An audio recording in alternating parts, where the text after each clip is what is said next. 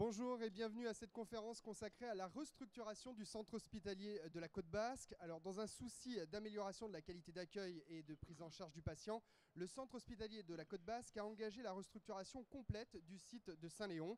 Les principaux enjeux de cette opération d'envergure étaient de reconfigurer complètement le site en matière de confort, tout en permettant l'arrivée de nouvelles activités et le développement de l'établissement. Plus d'une quinzaine d'années ont été nécessaires pour cette restructuration. Cette opération a été conçue et menée par l'agence Art Farah Architectes Associés, dont Samir Farah est le représentant aujourd'hui. Aujourd'hui, donc, l'agence Art compte parmi les plus aguerris des structures spécialisées dans le domaine hospitalier. Dans le monde hospitalier, vous êtes de plus en plus exigeant, on le sait, de par le contexte économique, de par vos objectifs, vos contraintes. Et l'agence Art a su répondre à vos attentes au fil de ses expériences dans ce secteur très particulier. Par ailleurs, l'agence cherche toujours à humaniser davantage les structures hospitalières. En moins de 20 ans, l'agence a ainsi réalisé une trentaine de projets. Les CHU tels qu'Amiens, la Timone à Marseille, l'hôpital de Mercy à Metz, New Tawam à Abu Dhabi, Félix Guyot à Saint-Denis de la Réunion ou encore Jeanne de Flandre à Lille. Alors nous accueillons en ce début d'après-midi Michel Glane, le directeur du centre hospitalier de la Côte Basque. Bonjour monsieur le directeur. Le docteur Frédéric Martineau, président de CME et président de la conférence nationale des présidents de CME des hôpitaux généraux. Bonjour docteur. Et donc Samir Farah, architecte de Art Farah Architecture. Alors Michel Glane, on va commencer par vous. On va planter un petit peu le décor et présenter le contexte. Dans un premier temps, est-ce que vous pouvez nous présenter le centre hospitalier de la Côte Basque? Avec le micro, s'il vous plaît. Bonjour, bonjour à tout le monde. Donc le centre hospitalier de la Côte Basque à Bayonne, d'abord c'est un centre hospitalier, tout ce qu'il y a de plus classique. Donc c'est un établissement de 1200 lits, 3200 agents, un budget de 260 millions pour le situer. Ça veut dire que ça fait partie des 20 plus gros établissements en France hors CHU. Alors au-delà de cette présentation quantitative, il a trois particularités au-delà de ce volume d'activité. Un, c'est un établissement qui est loin du CHU. Donc, étant loin du CHU, plus de 200 km du CHU de Bordeaux, c'est un établissement qui a développé des activités au-delà du MCO classique, de la psychiatrie et d'une filière gériatrique complète, qui a développé des activités très spécifiques comme la chirurgie de la main, la neurochirurgie et l'hématologie lourde. Donc, des activités qui sont un petit peu au-delà du champ traditionnel des centres hospitaliers. Deuxième particularité, on est au Pays Basque. Donc il y a un fort ancrage territorial, une forte identité du Pays Basque, et ça compte aussi dans la manière dont cet établissement s'implante. Donc il faut aussi le traiter. Il est très bien bordé. À l'ouest, c'est l'océan Atlantique, à quelques mètres. Au sud, l'Espagne. Et cette frontière entre le Béarn-Soul et le Pays Basque qui nous identifie, qui est une frontière culturelle. Donc c'est un établissement sur un territoire qui est très bien identifié et très fortement marqué sur le plan culturel. Troisième particularité, c'est un établissement qui est entouré d'établissements privés. Ça a longtemps été le seul établissement public du territoire, dans toutes les spécialités. On est entouré de 6 cliniques, entouré de 22 EHPAD et d'une vingtaine d'établissements de soins de suite. L'établissement public, la seule représentation publique, ça a été Bayonne. Depuis, il s'est passé trois petites choses, notamment le fait que l'hôpital de Bayonne a racheté une clinique, qui était la clinique de Saint-Palais, qui est devenu aujourd'hui un centre hospitalier. Ça mériterait peut-être là aussi une conférence pour savoir comment on passe d'une clinique à un centre hospitalier. Ça permet à l'hôpital de Bayonne de s'appuyer sur un autre établissement public qui est installé au cœur du Pays Basque. Alors, comment définiriez-vous l'opération de restructuration de votre établissement? Bon, pour résumer, je mettrai deux mots. D'abord, elle était indispensable. C'est un hôpital qui avait été construit en 1866, qui est un hôpital qui a été un fleuron de l'hospitalisation, mais on était au 19e siècle, et on approchait du 21e siècle lorsqu'on a fait appel à Samir Farah. Donc évidemment, il y avait un saut qualitatif à passer. Donc cette opération était devenue indispensable. Un hôpital trop petit, ancien, mal organisé, des flux impossibles à tenir, impossible d'implanter une imagerie de qualité. Donc opération indispensable. Et deuxième qualificatif, il va peut-être vous surprendre, c'est une opération exceptionnelle. Alors exceptionnelle, on ne l'a pas définie comme exceptionnelle au départ. Elle est devenue exceptionnelle à la fin. Alors exceptionnelle à plusieurs niveaux. Un, d'abord par un choix de départ qui était le choix des pouvoirs publics à l'époque de dire on va restructurer cet hôpital en centre-ville.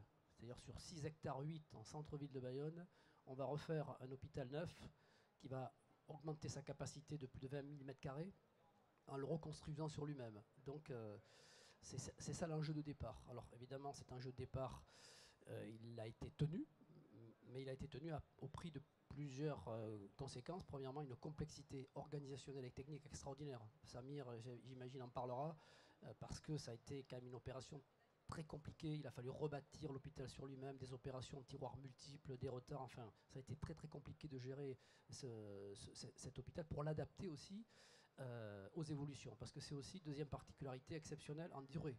C'est un chantier qui a duré 10 ans de travaux, même peut-être un petit peu plus avec les opérations préalables. Ça fait 12-13 ans de travaux et 18 ans entre le premier programme et le dernier coup de pioche. Donc 18 ans de gestation, il se passe des choses en 18 ans au niveau de l'organisation hospitalière. Il a fallu s'adapter notamment au contrat de pôle, notamment à la création des pôles, et ça a été évidemment à des nouvelles activités aussi qui se sont développées. Donc une durée très très longue, un coût aussi. On arrive à la fin à 250 millions d'euros de restructuration. 250 millions d'euros, vraiment c'est 200 millions de travaux sur 2 phases. Là je pense que l'architecte y reviendra, mais c'est aussi 45 millions d'effets prix, 45 millions de reprogrammation, de retards divers et variés. Donc c'est au total maintenant une opération qui évidemment est exceptionnelle aussi par son coût. Et coût qu'il faut rembourser puisque au niveau du plan de financement c'est à peu près 98% d'emprunt. Très peu de subventions, beaucoup d'aide à la contractualisation, mais des autorisations d'emprunt et donc remboursées maintenant. Donc opération exceptionnelle, et puis j'allais au final dire par son résultat, parce que c'est à la fois de manière un peu exceptionnelle pour une conception aussi ancienne, un établissement qui à la fois sur un plan architectural est beau, c'est-à-dire c'est un mariage entre l'ancien qui était l'identité historique et une nouvelle identité qui s'est créée, et ces deux identités elles donnent un résultat architectural qui est unanimement, je ne pense pas qu'il y ait beaucoup de personnes qui diront que cet hôpital est raté sur un plan architectural. Et c'est une réussite architecturale. Mais au-delà de ça, ce qui ne serait pas suffisant, c'est aussi une réussite architecturale et organisationnelle. Tout simplement parce que c'est un hôpital qui est adapté à la vie d'aujourd'hui en termes de flux, en termes d'accueil, en termes de lisibilité, avec 7 niveaux. Le -2, c'est toute la logistique. Le -1, c'est urgence, imagerie des urgences, réa, bloc. Rez-de-chaussée, consultation, l'imagerie classique, le labo. Premier niveau, toute la médecine. Deuxième niveau, toute la chirurgie. Troisième niveau, toute la cardio. Quatrième niveau, toute la cancéro. Donc les pôles se sont naturellement intégrés dans cet environnement architectural, ce qui était absolument visionnaire, d'être capable, dans une conception qui date de 12 ou 13 ans ou 15 ans, de s'adapter tout de suite à la nouvelle politique des pôles. Donc c'est un résultat que je qualifie d'exceptionnel, d'autant plus que moi je suis arrivé il y a 5 ans seulement. Donc je m'approprie ce qualificatif, mais en tout cas pour mes prédécesseurs. Voilà, et chapeau à eux d'avoir eu cette vision pour la restructuration d'un hôpital qui réussit à tout point de vue. Et alors, garder la motivation, car c'est sur ce genre de projet de longue haleine, c'est ce qu'il y a des fois de plus dur. Alors, il y a eu des phases... Ça, on en parlera avec le docteur Martineau, qui lui est présent depuis le début. Alors lui, il a tout connu, donc il a connu les phases de surpression, les phases de dépression, les moments de doute, mais il partage avec moi l'idée de la réussite de cet établissement. Petit bémol, cette opération de restructuration n'est pas celle du centre hospitalier de la Côte Basque, parce qu'il manque encore quelques services qui n'ont pas été restructurés, parce que faute de financement, et il manque aussi une partie de la filière gériatrique qui n'est pas sur le site. Voilà, donc il reste encore du travail à faire pour trouver les financements et les énergies pour poursuivre. Merci beaucoup Michel Glane, donc directeur général du Centre hospitalier de la Côte Basque. Nous nous tournons vers donc, le docteur Martineau, président de CME, présent depuis le début de cette longue opération. Quel a été l'impact de ces opérations sur la politique médicale de l'établissement ? Alors, avant de vous répondre, je tiens d'abord à vous remercier de m'avoir invité à cette table ronde, parce que souvent, les médecins, au départ, dans les projets architecturaux, sont pas forcément impliqués. Et je pense que ça, c'est vraiment quelque chose qui est extrêmement dommageable, parce qu'il ne faut pas perdre de vue qu'un établissement de santé, un hôpital, qu'il soit public ou privé d'ailleurs, a pour fonction de soigner des gens. Et donc, il faut non pas restructurer ou construire un hôpital pour faire des murs, mais il faut restructurer ou construire un hôpital pour soigner des gens et pour les soigner de façon efficiente et dans des critères de qualité. Et effectivement, la communauté médicale que je représente aujourd'hui, et en particulier celle de Bayonne, puisque l'on parle de cet établissement, doit avoir droit au chapitre.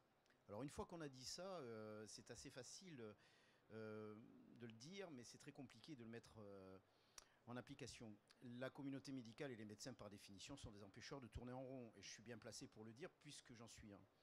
Et c'est vrai qu'on a eu quand même une période assez compliquée au départ, parce qu'il y avait une acceptation difficile de la communauté médicale par rapport au projet, parce que le projet a été long, parce qu'il a nécessité des modifications, des changements tout à fait significatifs par rapport au projet initial. Et comme le disait Michel, une des caractéristiques de cette restructuration est sa longueur. Mais ce n'est pas dû à l'architecte, M. Farah ici présent, c'est tout simplement parce qu'il a été décidé dès le départ, ce que la communauté médicale ne voulait pas d'ailleurs au départ, il a été décidé de restructurer une structure existante. D'autant plus que cette structure, comme l'a dit Michel, était dans la ville, avec un périmètre, une surface qui est relativement limitée. Et ce qu'a oublié de dire Michel, c'est qu'il y a une partie de cet espace que l'on n'a pas pu toucher, qui est la partie que vous voyez en briques anciennes, qui n'est pas, contrairement à ce qu'on nous avait dit au départ, un monument historique, mais qui de toute façon n'était plus du tout aux normes pour accueillir des patients. Donc en fait, sur ces hectares, vous en avez presque la moitié, si je ne dis pas de bêtises, qui n'ont pas été utilisables. Ensuite, ce désavantage a été transformé en avantage, c'est-à-dire que de concentrer les activités avec des contraintes fortes au niveau espace et au niveau organisationnel a forcé la communauté médicale à avoir une réflexion sur une prise en charge et un parcours du patient qui a été extrêmement bénéfique, non seulement pour les communautés médicales elles-mêmes, mais surtout pour les patients. C'est-à-dire qu'en fait, aujourd'hui, lorsque vous êtes pris en charge au centre hospitalier à Saint-Léon, parce que comme l'a dit Michel, il n'y a pas que le centre hospitalier Saint-Léon, il y a d'autres structures autour, mais quand vous êtes pris en charge à Saint-Léon, vous avez une prise en charge qui est extrêmement à la fois transversale et verticale, c'est-à-dire qu'il n'y a pas de transfert du patient, si ce n'est dans les ascenseurs, pour faire soit des gestes médico-techniques, soit pour que les médecins puissent donner des avis spécialisés, soit pour qu'il y ait un partage des moyens, qu'ils soient médicaux ou paramédicaux, en fait, en clair, pour un partage des moyens soignants. Et tout à l'heure, il a été dit qu'il y avait une organisation qui avait été faite en strates. -2, -1, 0, 1, 2, 3, 4. Aujourd'hui, c'est facile de le dire, mais je peux vous dire qu'à l'époque, lorsque l'on a envisagé cette possibilité, ça ne correspondait pas du tout au projet initial. Mais pas du tout. Donc il a fallu quand même reconfigurer les choses, à tel point qu'il a fallu arrêter à un moment le projet pour repartir sur des nouveaux plans. Et je dirais que pour la communauté médicale, il y a eu vraiment 3 temps.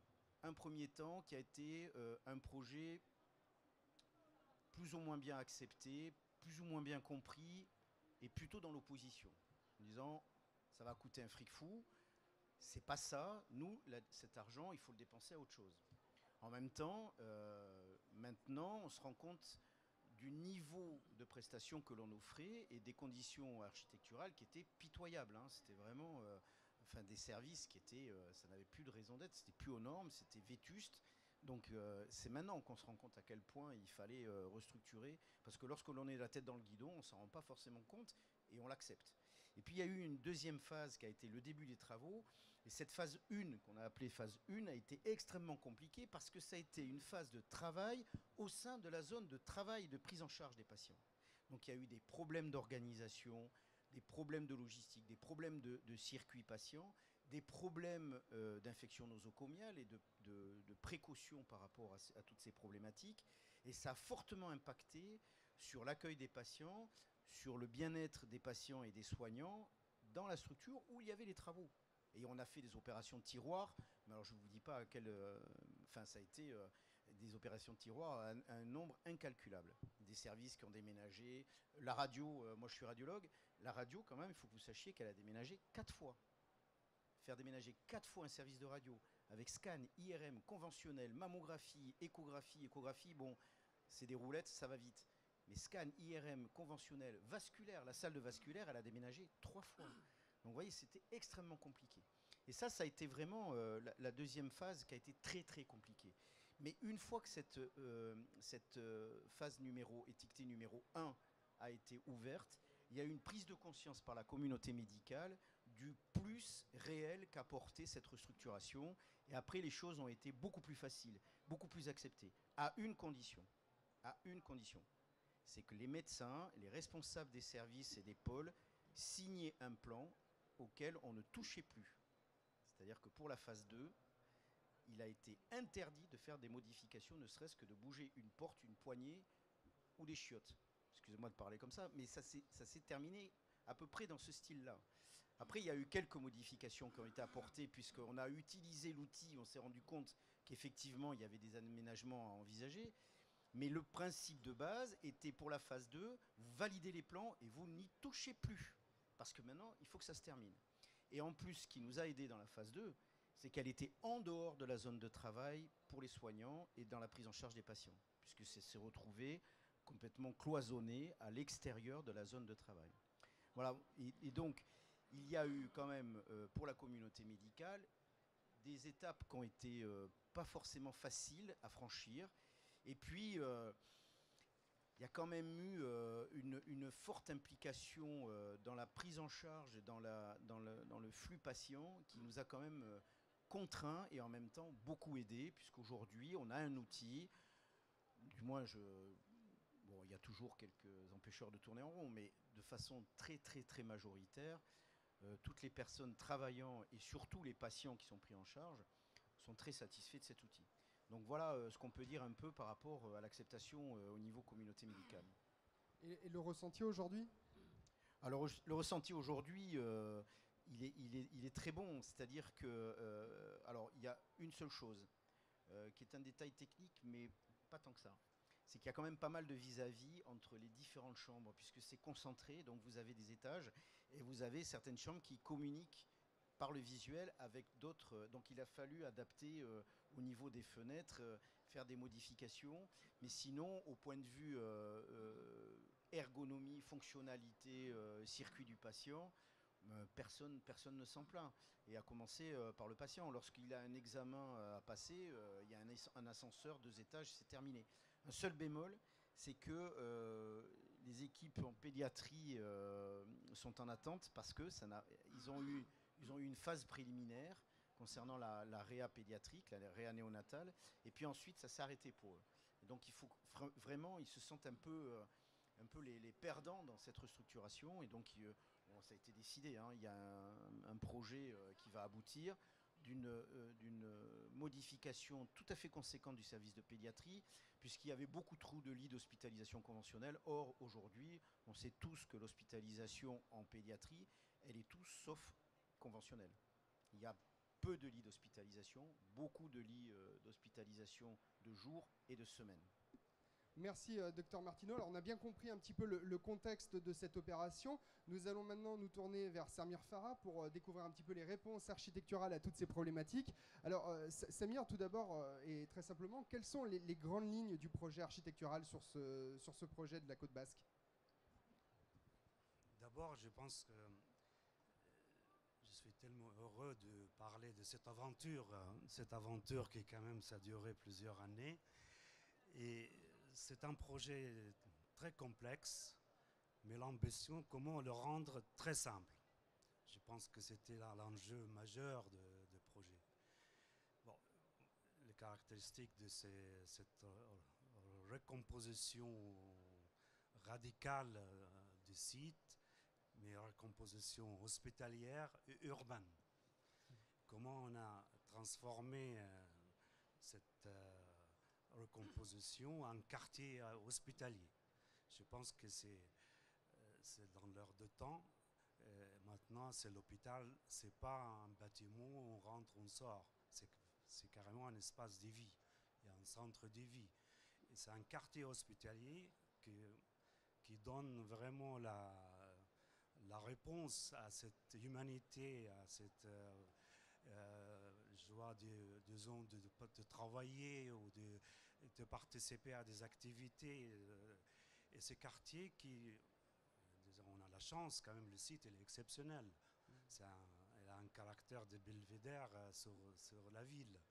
Il est dans un quartier où il y a des groupes scolaires, des lycées, il y a quand même un espace et des possibilités à être animé, si vous voulez.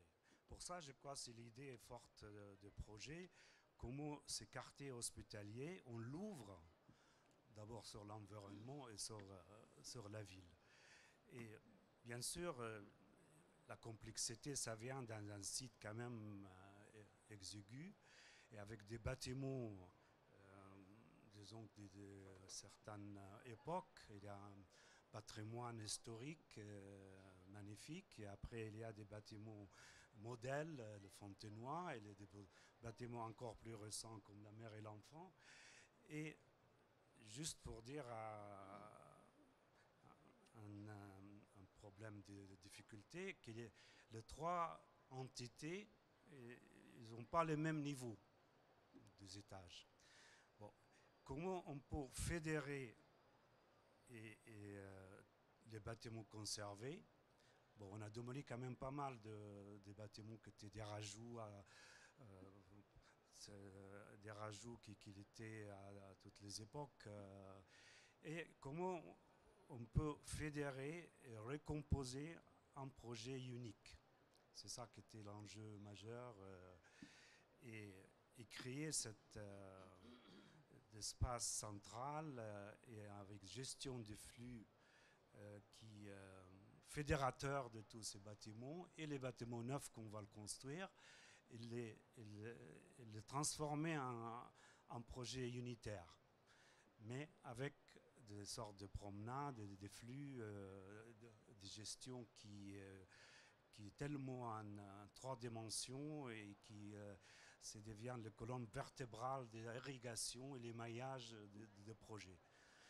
Et cette alliance, c'est quand même, à mon avis, réussi entre des bâtiments architecture historique, caractère historique, avec des bâtiments, comme j'ai dit tout à l'heure, des modèles, et réussir cette transformation radicale en même temps à l'échelle d'un quartier, disons.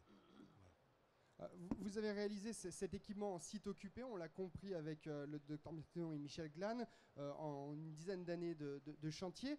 Comment vous avez géré cette contrainte majeure, et en avez-vous surtout tiré quelques avantages notoires? Bon, c'est-à-dire, quand on pense à un projet si long comme ça, c'est toujours, il y a une appréhension, disons. Mais je pense qu'on a la chance, disons, de la phase concours, les grands axes de conception, il était assez fort point de vue ambition. Il est transformé ce site en hôpital qu'on a tous l'évolution. D'ailleurs, il était quand même l'hôpital à la fin des années 90 et les années 2000. C'était une évolution fantastique dans l'architecture hospitalière et aussi point de vue programmation médicale et organisation fonctionnelle. Et le projet, disons, il était vraiment un grand témoin d'intégrer ça à faire à mesure dans la réalisation des projets. Pour ça, le temps qu'il était un peu long, et peut-être c'est un peu peut-être dur pour l'utilisateur qui travaille en même temps en activité. C'est jamais assez court. Hein. Voilà, mais nous a ramené quand même à toutes les évolutions dans l'organisation et la programmation, l'intégrer à faire à mesure dans le projet. Pour ça, on a travaillé avec des scénarios et des faisabilités. Et j'insiste aussi, je pense, nous a aidé, c'est l'adhésion quand même de tous les acteurs et partenaires dans le projet, c'est-à-dire le maître d'ouvrage et le corps médical et les utilisateurs, et aussi les élus. Pour ça, tout le monde était convaincu que le projet, il a beaucoup d'ambition et il faut le réussir. Je pense que c'est ça qui nous a donné cette courage, disons, d'aller. Et aussi, on a travaillé beaucoup, docteur Martineau l'a dit, la difficulté des phasages. On a travaillé beaucoup sur le phasage et d'ailleurs, on a changé quand même de stratégie en cours. Pour ça, il est devenu encore un peu plus long parce que c'était un peu dur de travailler pendant les activités proches qui à côté. Alors, on l'a compris, cette opération a relevé tous les défis, l'alliance du patrimoine bâti classé et l'architecture contemporaine, l'évolutivité soumise à rude épreuve. Nous pouvons imaginer que vous en tirerez et conserverez une grande satisfaction, mais avez-vous quelques regrets? Bon, c'est vrai, le résultat, j'ai une grande satisfaction et surtout une grande satisfaction entendre M. le directeur et le docteur Martineau de parler qui sont quand même, je pense, heureux de travailler dans cet hôpital. Je pense que les utilisateurs, ils ont vu que quand même le résultat, mais à la fin, c'était quand même, c'était dur au début, mais à la fin, et bon, on a sûrement, on veut toujours faire plus. Bon, il y a quelques petits regrets par exemple, c'est la fenêtre urbaine qu'on a voulu, qui est l'ouverture de rez-de-chaussée de Saint-Léon, du bâtiment Saint-Léon, qui ouvre sur la ville. C'était un des thèmes d'ouverture de l'hôpital sur la ville, c'est-à-dire entre le parvis, l'esplanade, et qu'on voit le lointain. Mais ça, c'est sûrement, on peut toujours le faire. Il y avait aussi animé l'atrium et la rue couverte par ouvrir le rez-de-chaussée de Saint-Léon, le transformer en centre d'animation culturelle. Et je crois qu'on a eu au début une discussion avec le ministère de la Culture de financer ça d'ailleurs, mais ce n'est pas abouti. Mais je pense qu'il y a toujours la possibilité de le faire et l'ouvrir sur le parvis. Bon, ça, c'est les deux regrets que je pense que si on a ça, ça nous donne une promenade fantastique pour les quartiers et pour le quartier hospitalier. Alors, en guise de conclusion, Samir, je crois que vous avez un petit film qui retrace un petit peu ce projet. Oui, j'ai souhaité faire un film de 5 minutes juste pour tracer les grandes lignes de cette transformation. Et je pense qu'après, on peut prendre la discussion.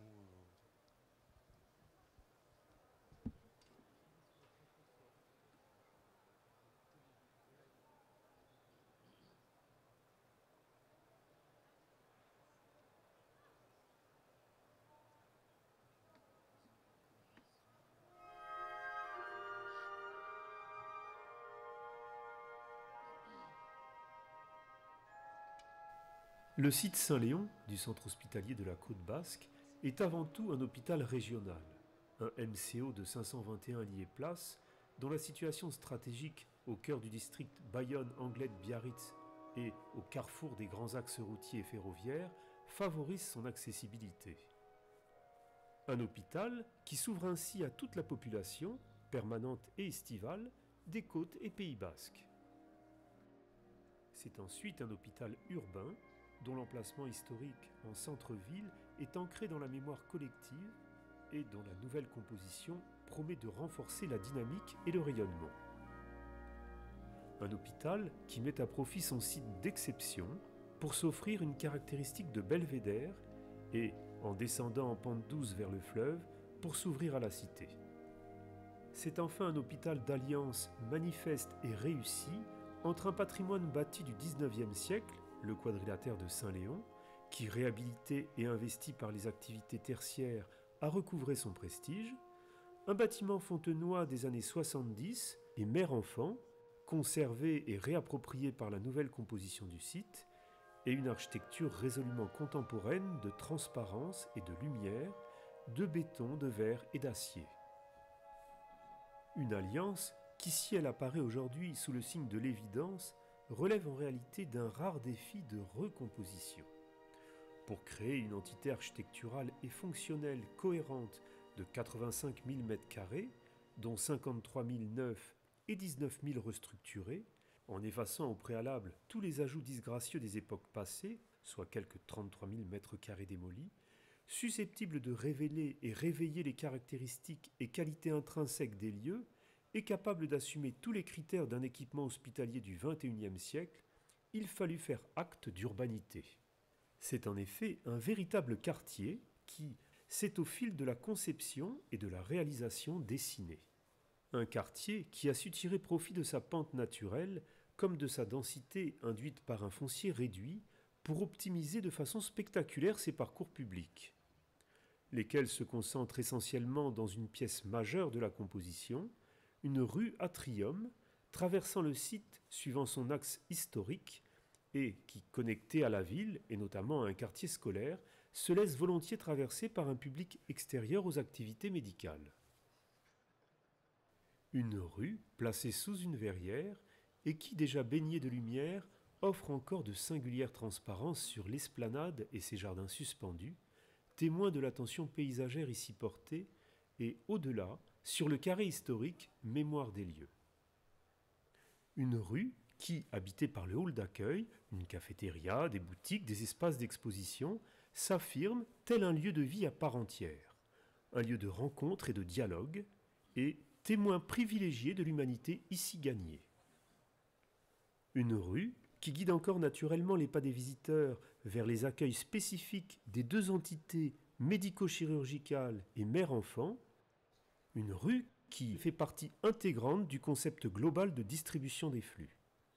Un concept novateur, apparenté à une colonne vertébrale tridimensionnelle qui, tout en dissociant les flux publics, médicaux et logistiques, fédère la recomposition du site et l'ensemble de ses entités fonctionnelles.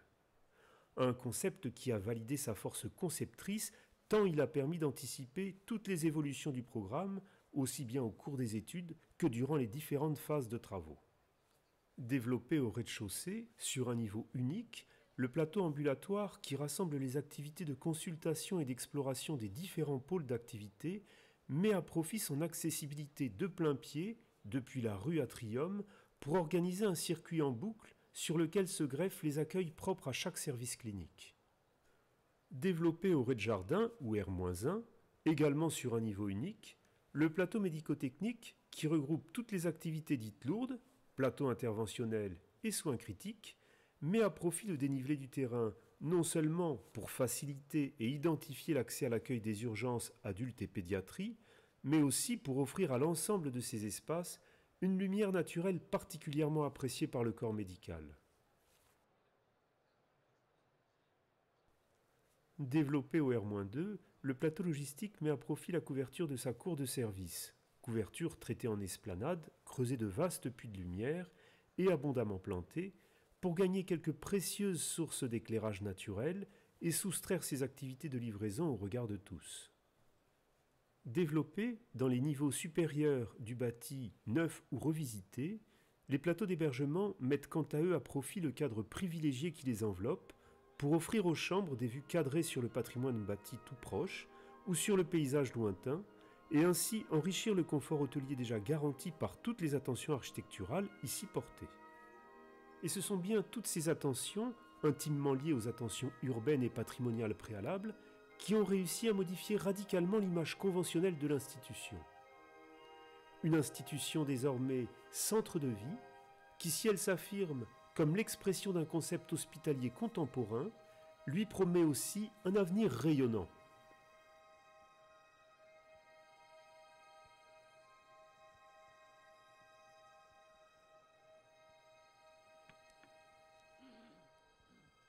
Samir, un petit mot de la fin sur cette conférence?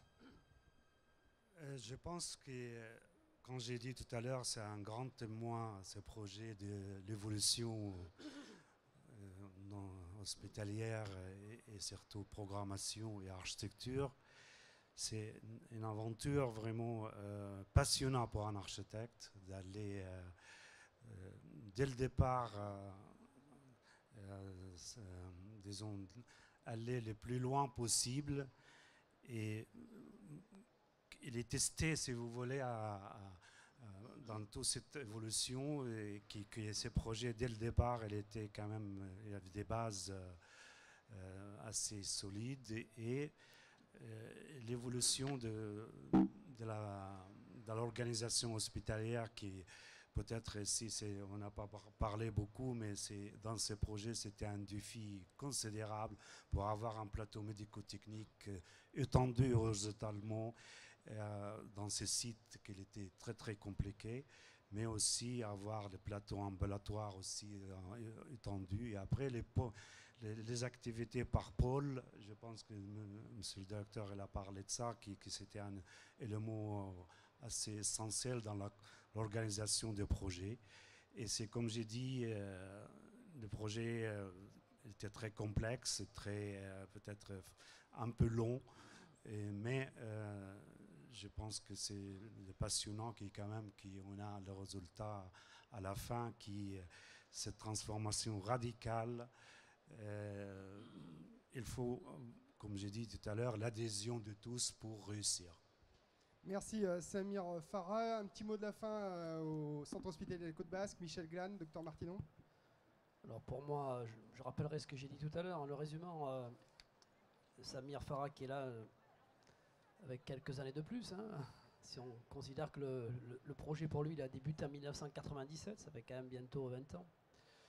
Je veux dire qu'ils ont fait des prouesses. Alors je dis ils ont, non pas que je me dissocie, mais parce que je n'étais pas là à l'époque, ils ont fait des prouesses techniques, d'organisation. Ce qu'il a oublié de dire, c'est que je crois qu'à une année, en 2003, on lui a dit maintenant il va falloir intégrer tout le 3e étage pour faire le GCS de cardiologie.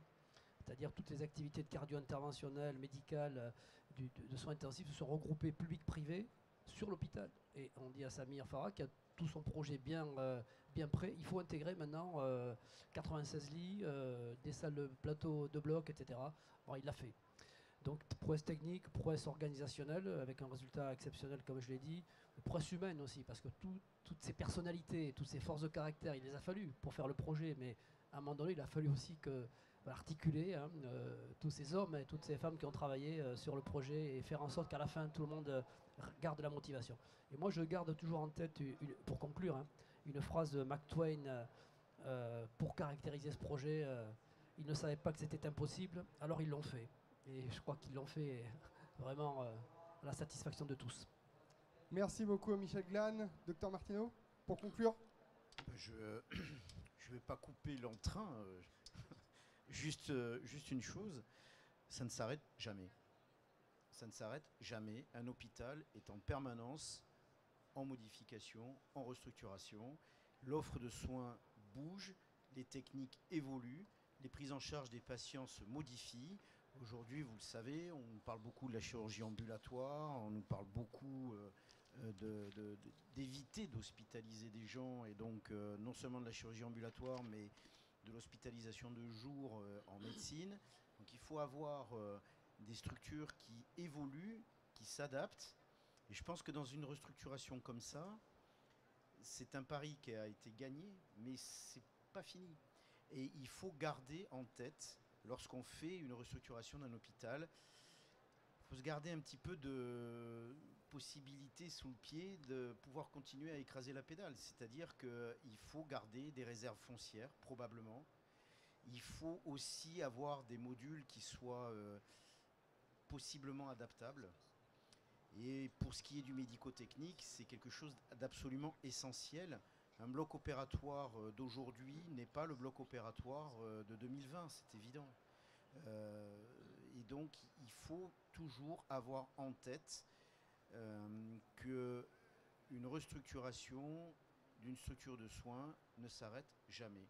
Et ce que vous fassiez quelque chose sur de l'ancien ou sur du neuf, c'est pareil. C'est-à-dire qu'il faut toujours avoir en tête qu'il faudra essayer, et c'est pas facile, de garder un coup d'avance pour pouvoir être en capacité de s'adapter.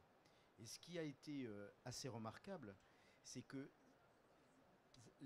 l'obstacle qui était la restructuration contrainte longue a finalement été utilisé à notre avantage pour la prise en charge du patient, puisqu'on a pu, au fur et à mesure, sur le nombre d'années de restructuration, adapter les structures par rapport à ce qui était demandé, par rapport aux évolutions technologiques. Et donc je pense que ça, c'est quand même quelque chose de très important. C'est une réussite, oui, mais attention, c'est pas figé et ça bouge tout le temps. Merci beaucoup, docteur Martineau. Merci à tous, en tout cas, pour votre présence cet après-midi sur le Village des Architectes 2015. Vous retrouvez d'ailleurs une interview de Samir Farah qui préfigure un petit peu cette conférence dans le dernier numéro d'Architecture hospitalière. À suivre sur l'Agora Hôpital, une conférence sur l'IHU de Strasbourg. Et puis à 15h, une conférence ici même au Village des Architectes sur la construction d'un foyer d'accueil médicalisé à Vaucresson, une conférence préparée par l'agence Axio Architecture. Bon après-midi à tous.